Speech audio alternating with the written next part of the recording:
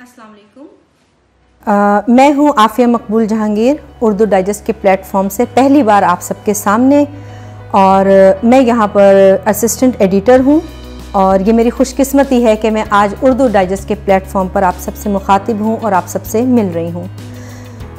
आज मैंने अपनी जो पहली मुलाकात है आप नाजरीन के साथ, उसके लिए इंतखाब किया है यौम आज़ादी का हमारा जो अगस्त का शुमारा था। इसकी वजह यह है कि हर चीज़ की शुरुआत करने के लिए उसका ख़ास होना बहुत ज़रूरी होता है, और मेरे लिए ये शुमारा बेइंतहा ख़ासियत का हामिल है। इसमें आपको चीदा मैं थोड़ा सा तारुफ देती हूँ, और उसके बाद फिर मैं आपकी राय और कमेंट से जानूँगी कि आपको इसमें क्या पसंद आया। तो शुरू करते हैं। सबसे पहले जो हमारी उर्दू डाइजेस्ट की रूह रवां हैं अल्ताफ़ हसन कुरैशी साहब, उनके इदारिये से, जिसमें उन्होंने आज़ादी का जमालो जलाल जो है वो अपने जलाली अंदाज में लिखा है और बहुत खूबसूरत अंदाज में लिखा है, और इंतहाई मस्तनद मालूमात।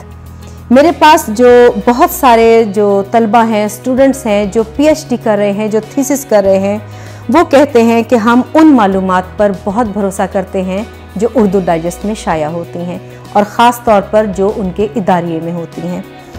तो ये हमारी खुशकिस्मती है, और मेरे ख़्याल में ये हमारी नस्ल नौ की खुशकिस्मती है कि ऐसे जो गौहर हैं आज भी हमारे दरमियान मौजूद हैं और हमें तालीम दे रहे हैं, हमें गाइड कर रहे हैं, और बदले में वो कुछ भी नहीं चाहते हमसे। तो अल्ताफ़ साहब ने इस मज़मून में अपने इदारिये में बेइंतहा तफसील से एक एक चीज़ खोल कर बताई है, और वाज़े किया है, बार बार वाज़े किया है कि अलग मुल्क की ज़रूरत क्यों थी। ये हमारा एक अलमिया है कि हमें आज भी अपनी नस्ल को ये बज़ोर साबित करना पड़ रहा है कि हमें नए मुल्क की, हमें एक अलग कौमियत की ज़रूरत क्यों थी, क्योंकि हमारे बच्चे आज तक ये जानने से कासिर हैं कि हम अलग क्यों हुए। अब उसकी वजह एक ये भी हो सकती है कि सोशल मीडिया और आपस में दूसरे कौमों के बच्चों के साथ मिलना जुलना इतनी कुर्बत हो चुकी है कि तारीख़ मसख़ हो रही है, और जब तक हमारे ऐसे बुज़ुर्ग मौजूद हैं जो हमारी रहनुमाई करेंगे, मुझे नहीं लगता कि हमारे बच्चे कभी भटक सकते हैं। मैंने बहुत से बच्चों के ये बातें सुनी, उनकी राय सुनी कि ज़रूरत क्या थी अलग होने की।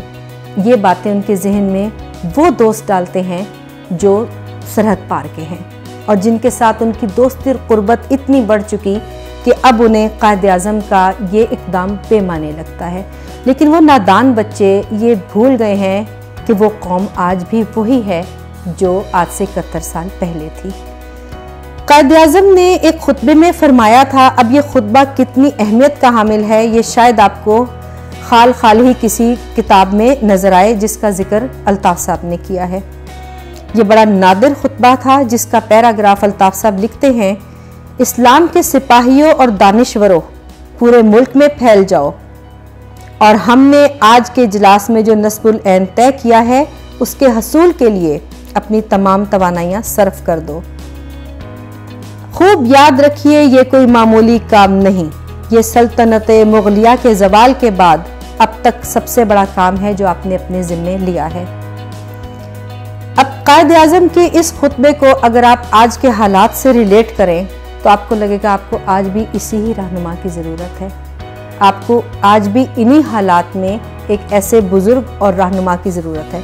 अब कायद आज़म तो हमारे बीच रहे नहीं, लेकिन अल्ताफ़ हसन कुरैशी, डॉक्टर एजाज़ हसन कुरैशी जैसे बुज़ुर्ग और रहनुमा, अजीम रहनुमा, जब तक उर्दू डाइजेस्ट के प्लेटफॉर्म से हम सबको, आप सबको गाइड करने के लिए मौजूद हैं, हमारी इससे बड़ी खुशकिस्मती और कुछ नहीं हो सकती। इस मुकम्मल मज़मून को आप ज़रूर पढ़िएगा और मुझे तबसरे में बताइएगा। इसके बाद हमारे जो अगले मज़मून की बारी आती है वो आती है गोशा मशाहिर की। ये बहुत एक अहम गोशा है, और इसमें हमने इस दफ़ा इंतखाब किया मौलाना उबैदुल्लाह सिंधी जैसी अजीम शख्सियत का। ये वो शख्सियत थी जिन्होंने इस्लाम को पहचाना, और किसी और मज़हब के पैरोकार होते हुए भी इन्होंने इस्लाम की कुतुब को पढ़ा, और उससे इंस्पायर होके, उससे मुतासिर होके अपने ख़ानदान की, घर वालों की नाराज़गी का बिल्कुल लिहाज न करते हुए और परवाह न करते हुए बेखौफ होकर ये इस्लाम के होकर रह गए और उन्होंने अपना नाम उबैदुल्लाह बिन इस्लाम लिखना शुरू कर दिया। वो लिखते हैं कि मुझ पर अल्लाह की को ख़ास रहमत थी। जिस तरह इब्तदाई उम्र में इस्लाम की समझ मुझ पर आसान हुई, ये कोई आम बात नहीं थी। ये उन्हीं के साथ होता है जिन्हें अल्लाह तौफीक देता है। और इसके अलावा आप इस डाइजेस्ट में जो सबसे एक और अहम चीज़ पढ़ेंगे, वो पढ़ेंगे सज्जाद मीर साहब का तबसरा किताबों पर। पाकिस्तान की तारीख कदम ब कदम कैसे नज़रियात के टकराव का शिकार हुई, ये उन्हीं जैसे मुस्तनद लिखारी की काविश हो सकती है।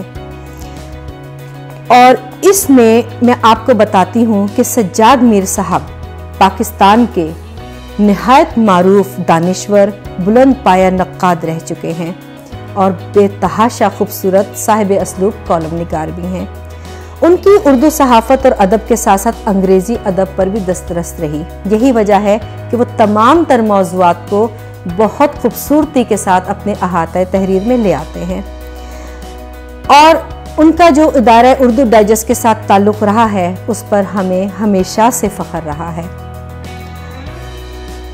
इस ज़मन में मैं आपको एक बड़ी खूबसूरत बात बताती हूँ कि जब भुट्टो साहब ने इक़्तिदार में आने के बाद आज़ादी सहाफ़त पर पहला हमला किया और जरायद के डिक्लेरेशन मनसूख किए, तो डॉक्टर एजाज हसन कुरैशी, अल्ताफ़ हसन कुरैशी और मुजीबुर रहमान शामी साहब की गिरफ्तारी अमल में आई। जवान जज्बों से सरशार ये सज्जाद मीर साहब थे और उनके मज़ामीन थे और उनका एहतजाज था जो वो जबर के सामने चट्टान बनकर खड़े हो गए और कानून की नारवा पाबंदियों के बावजूद जरीदे निकलते रहे। यही सज्जाद मीर साहब जब उर्दू डाइजेस्ट में बेहतरीन मज़ामीन का इंतखाब भेजते हैं तो हमारे लिए और आप सब क़ारीन के लिए बड़ी खुशकिस्मती की बात होती है। इसके अलावा अब हम बात करेंगे एक बहुत खूबसूरत शख्सियत की, जो थे दोस्त मोहम्मद। इनके बारे में ज़ियाउल इस्लाम ज़ुबैरी साहब ने लिखा है और बहुत खूबसूरत मज़मून लिखा है। उनकी शख्सियत का अहाता किया है। उनकी सियासी ज़िंदगी से सरफ़ नज़र एक ऐसी शख्सियत जो उनके ज़ाती दोस्त जानते थे, जिनके बारे में बहुत कम लोग जानते हैं। हम आम तौर पर अगर किसी सियासी शख्सियत को जानते हैं तो सिर्फ उसकी पार्टी के हवाले से। अगर हम उस पार्टी के मुखालिफ हैं तो हम उस शख्सियत के बारे में गलत नज़रियात कायम कर लेते हैं, और अगर हम उस पार्टी के हामी हैं तो हमें वो कैसा भी इंसान हो हमें अच्छा लगता है। लेकिन उर्दू डाइजेस्ट में कभी किसी पार्टी की बेजा हिमायत नहीं की गई। हमने वो लिखा जो खूबसूरत था, जो सच था, जो हक़ाइक़ पर मबनी था। दोस्त की जुदाई एक ऐसा मज़मून है जिसमें उनके जो दोस्त हैं ज़ियाउल इस्लाम ज़ुबैरी साहब, उन्होंने बताया है कि किस तरह कोरोना का अज़ाब जो है, उन्होंने उस कोरोना के अज़ाब ने बड़े बड़े लोगों को उनके दोस्तों से जुदा किया। और उसके अलावा हमें ये भी अंदाज़ा होता है कि दोस्त मोहम्मद जो थे वो सिर्फ़ एक सियासी इंसान नहीं थे, एक बहुत खूबसूरत और हलाल रिज़्क़ कमाने वाले और राह मुस्तकीम पर चलने वाले और अपने असूलों पर डटे रहने वाले इंसान थे। अब शायद किसी को इस बात से इख्तलाफ हो सकता है कि वो किस सियासी पार्टी से थे और किस से नहीं, लेकिन मेरे ख़्याल में जिन्हें अच्छी शख्सियतों के बारे में पढ़ने का शौक़ है उन्हें ये मज़मून ज़रूर पढ़ना चाहिए। उसके बाद हम एक नज़र डालते हैं एक बहुत खूबसूरत अफसाने पर जो हमारे बहुत पुराने राइटर हैं राव मोहम्मद शाहिद इकबाल, उन्होंने हमें ख़ास तौर पर भेजा। इसका नाम था नूरानी नूर। नूरानी नूर एक कर्नल की कहानी थी जो एक ऐसे फ़कीर से मिलते हैं जिन्होंने उनको वो दुआ दे दी जो कर्नल सुहेल का बचपन से ख्वाब था, शहादत का। और जो नूरानी नूर है वो एक ऐसी रिवायत की कहानी है जो शुमाली वज़ीरिस्तान के साथ जुड़ी है और जिस पर आज भी यकीन करने वाले यकीन करते हैं। और शाह नूरानी रहमतुल्लाह अलैह की सरज़मीन पर ये सुना है, ये कहावत है, ये कहा जाता है, रिवायत है कि वहाँ पर दे दी जाने वाली हर दुआ कबूल होती है। तो ये एक छोटा सा खूबसूरत सा अफसानवी अंदाज़ है जिसमें कर्नल सुहेल की बचपन की ख्वाहिश शहादत की अचानक पूरी हो जाती है, गैर मामूली तरीके से, जब उन्हें एक फ़कीर की दुआ मिल जाती है। उसके बाद हम आगे आते हैं अपने एक बहुत खूबसूरत इंतखाब की तरफ, जो है शौकत थानवी साहब का। ऐसा मज़ाह लिखने वाले आजकल पैदा नहीं होते। आजकल के मज़ाह में बहैसियत मुदीर मैं कह सकती हूँ कि सिवाय सस्ते लतीफ़ों के और फक्कड़पन के और कुछ नहीं। अगर आपको बेहतरीन मज़ाह पढ़ना है तो आप इनको पढ़िए, और अगर इनको पढ़ना है तो उर्दू डाइजेस्ट को पढ़िए, क्योंकि इनमें उर्दू डाइजेस्ट में आपको बेहतरीन इंतखाब मिलेगा हमारे उर्दू अदब के बेहतरीन और शाहकार लिखारियों का। ये कहानी है शौकत थानवी साहब की बेरोज़गार आदमी। अब ये कहानी बहुत से लोगों ने शायद नहीं पढ़ी होगी, और अगर उन्होंने नहीं पढ़ी तो ये शौकत थानवी के मज़ाह के साथ बहुत बड़ी ज़्यादती है। आप इस कहानी को ज़रूर पढ़िए, और इसमें आप देखिए कि एक बेरोज़गार आदमी ऐसी किस्मत लेकर आता है कि उसको जब जब नौकरी मिलती है या तो वो कंपनी बंद हो जाती है या वो नौकरी से हाथ धो बैठता है, और जब उसको नौकरी मिल जाती है तो पता चलता है कि उस नौकरी की अब ज़रूरत ही नहीं रही। इस छोटे से मजमून को, ज़िंदगी के एक छोटे से तजर्बे को इतने खूबसूरत और लतीफ़ अंदाज में लिखने का अंदाज़ बहरहाल शौकत थानवी साहब का ही हो सकता था। इसके अलावा अब हम बात करते हैं आगे रोज़न ज़िंदा की। रोज़न ज़िंदा एक ऐसी माशरती कहानी है जो हमारी एक बहुत खूबसूरत लिखने वाली कंवल बहज़ाद हैं, अफसाना निगार हैं, सोशल राइटर भी हैं, सोशल वेबसाइट्स पर लिखती हैं और बहुत खूबसूरत मौज़ूआत पर कलम उठाती हैं। और उन्होंने इस मौजू पर कलम उठाकर शायद बहुत सारे जागीरदारों, ज़मींदारों को और रिवायत पसंदों को नाराज़ भी किया हो, लेकिन बहरहाल ये हकीकत है कि आज भी हमारे वतन अज़ीज़ के कुछ ऐसे हिस्से मौजूद हैं, कुछ इलाके हैं जहाँ ख़वातीन की तालीम को अच्छा नहीं समझा जाता। इस कहानी में उनके जो कलम उठाने की वजह थी वो यही थी कि ये लड़कियाँ तालीम हासिल करके सर नहीं झुकाती, वो हमेशा अपने बाप और भाइयों का सर फ़ख्र से बुलंद करती हैं और अपनी आने वाली नस्लों को संवारती हैं। इस अफसाने का जो शुरू अंदाज था वो बेतहाशा मुतासिर कुन था। वो लिखती हैं, कोई खिड़की हो, कोई दरीचा हो। अब आप तसव्वुर कीजिए कि एक औरत जो तालीम के इंतज़ार में, तालीम हासिल करने के इंतज़ार में अपनी हवेली के बंद कफ्स में बैठी है और किसी का इंतज़ार कर रही है कि कोई आए और आकर उसको वहाँ से छुड़ा कर ले जाए। उसकी मोहब्बत इश्क मजाजी नहीं है, उसकी मोहब्बत किताबें हैं, तालीम है। उसकी बेबसी का अंदाज़ा वही लोग कर सकते हैं जो ऐसे किरदारों से कभी हकीकी ज़िंदगी में मिल चुके हों। कोई खिड़की हो, कोई दरीचा हो, कोई रोज़न हो, कोई झरोका हो, कि सांस लेना आसान हो और ज़िंदगी मेहरबान हो। इस छोटी सी नज़म में, छोटी सी बहर में एक लड़की का तालीम हासिल ना कर सकने का दुख अपने आप में एक कहानी है। ये कहानी है उस लड़की की जिसकी तालीम हासिल करने की ख्वाहिश उसकी सौतेली माँ ने पूरी की। अपने शौहर से, अपने भाइयों से, अपने बेटों से छुपकर उस बच्ची को तालीम हासिल करवाई और फिर मुस्तकबिल में उस बच्ची ने अपनी तालीम के ज़रिए उस इलाके की तमाम बच्चियों को तालीम याफ्ता किया, अपनी हवेली को लाइब्रेरी में तब्दील किया और ये सबक दिया कि बगावत सिर्फ़ इश्क के लिए नहीं होती है, तालीम के लिए और अपने जायज़ हकूक़ के लिए भी होती है। हमारी बहुत सी बेशतर लिखारी ख़वातीन मुझसे शिकवा करती हैं कि आप हमारे अफसाने और कहानियाँ शाया क्यों नहीं करते। मैं उनको सिर्फ़ एक बात समझाती हूँ कि खुदारा लड़के और लड़की की मोहब्बत से निकलिए, हमारी बच्चियों को इस चीज़ से बचाते हुए वो चीज़ें बताइए जो उनकी ज़िंदगी में काम आ सकें। हीरो हीरोइन की मोहब्बत और अफसानवी ज़िंदगी से उनको निकालने की जिम्मेदारी एक लिखारी की है। उन्हें वही पसंद आएगा जो हम छापेंगे और हम वही छापेंगे जो सच है।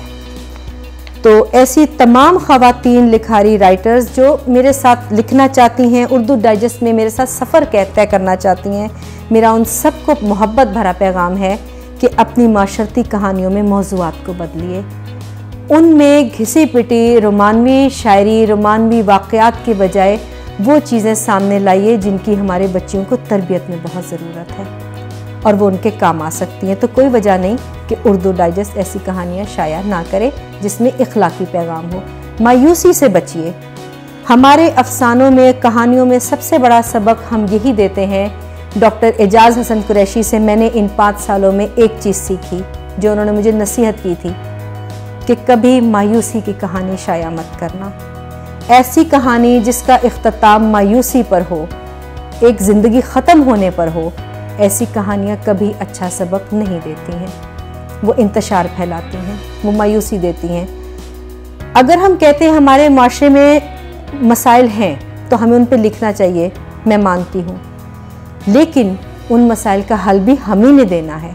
हम मसाइल की मंझधार में अपने क़ारीन को छोड़कर आगे नहीं बढ़ सकते कि एक लड़की के साथ ससुराल में बुरा सलूक हुआ, उसने जहर खा लिया।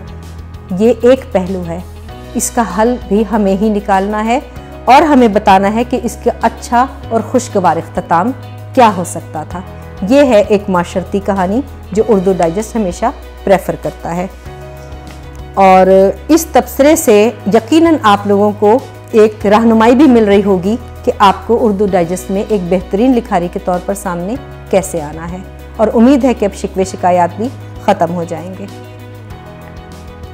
तो नाज़रीन, अभी तो यहीं तक इसका अख्तिताम करते हैं क्योंकि गुफ्तगू बहुत लंबी हो जाएगी और आजकल के शॉर्ट टाइम में और भागती दौड़ती ज़िंदगी में इतनी लंबी वीडियो देखना और सुनना यकीनन एक हिम्मत की बात है।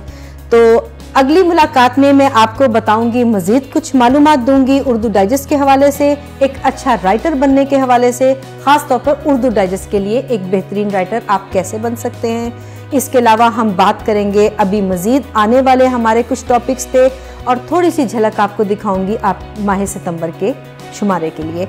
और अगर आप चाहते हैं कि हम इसमें बेहतरी लाएँ, हमने ये चैनल आप ही के लिए शुरू किया है। आप इसमें क्या देखना चाहते हैं, आप उर्दू डाइजेस्ट में क्या देखना चाहते हैं, आपको किस किस्म के मज़ामीन पसंद आते हैं, किन लिखारियों को आप कंदे मुकर्रर के तौर पर जानना चाहते हैं और उनकी ज़िंदगी के बारे में और उनकी कहानियों के बारे में अपने बच्चों को आगाह करना चाहते हैं, मुझे ज़रूर बताइएगा। हमें नीचे तबसरे में कमेंट करें, राय दें और चाहें तो तनकीद भी करें, क्योंकि तनकीद भी अच्छी होती है। मिलते हैं अपनी नेक्स्ट एपिसोड में और तब तक के लिए मैं आपके भरपूर तबसरे का इंतज़ार करूंगी और आप खुलकर अपनी तजावीज़ और आरा से मुझे फ़ोन पर, ईमेल पर और हमारे YouTube चैनल के इनबॉक्स में ज़रूर बता सकते हैं। अल्लाह हाफ़िज़।